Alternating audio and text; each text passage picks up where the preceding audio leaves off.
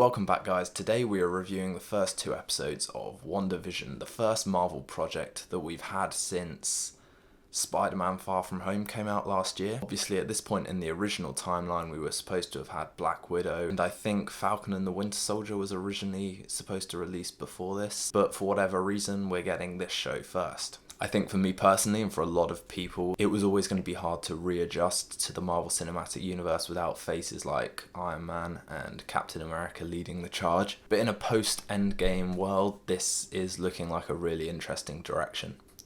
I think the first thing to note about the show is that it's going to be a lot better than people might suspect. Me included, I was very skeptical going into this. From the trailer, I thought the sitcom dynamic format looked really interesting, but I was worried it might detract from the seriousness of the drama going on. But I think tonally, it feels quite similar to Stranger Things. You know, it's a really charming show with these sinister and dark twists that are obviously going to manifest into something more antagonistic as the episodes progress. So we don't get much plot-wise in these first two episodes. We're thrown into this kind of 1950s, 60s era of sitcom television.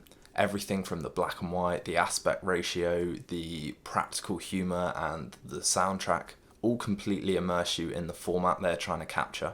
Elizabeth Olsen and Paul Bettany have very natural comedic timing in this show and do play that kind of 1950s practical humour with a very overreacted flamboyance which works well. I think once the show concludes, the lasting impression of these individual sitcom formats are going to be very dependent on the payoff.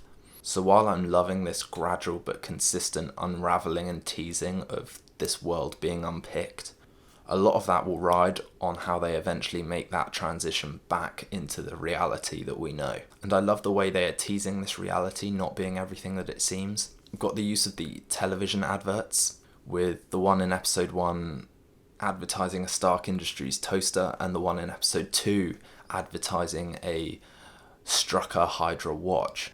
And it's just little tidbits like that that add the connective tissue to the wider universe. Wanda and Vision have always been these kind of outcast characters existing on the periphery of, our main Avengers.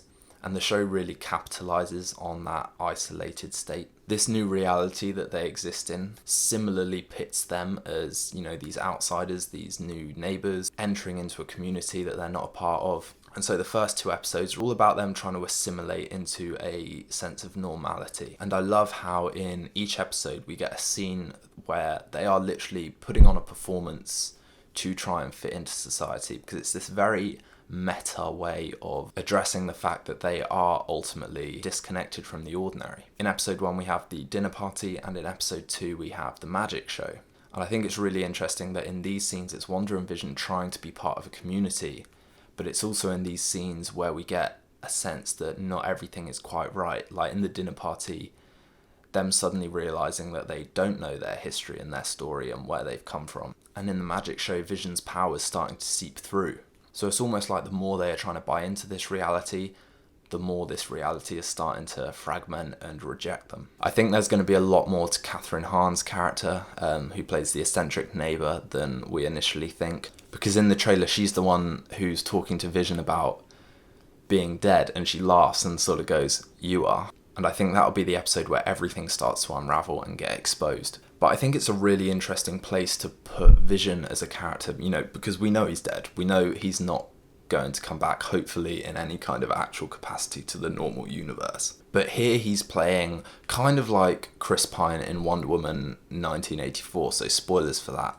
If you haven't seen it, turn off now. But he's playing this character on borrowed time.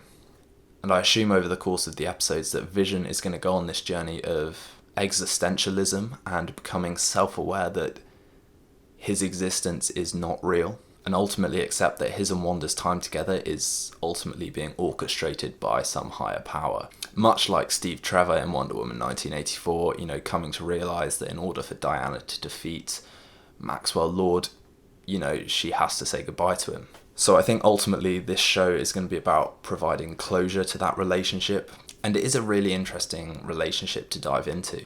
So I cannot wait to see where this goes. It's a really promising start. I just hope that they can keep that balance of the pace between the sitcom format and these eerie and suspicious moments that tell the viewer that this normality is not going to last. Would love to know what you guys thought of the first 2 episodes, so if you've got any comments, please leave them below. But in the meantime, hope you enjoyed and thank you for watching.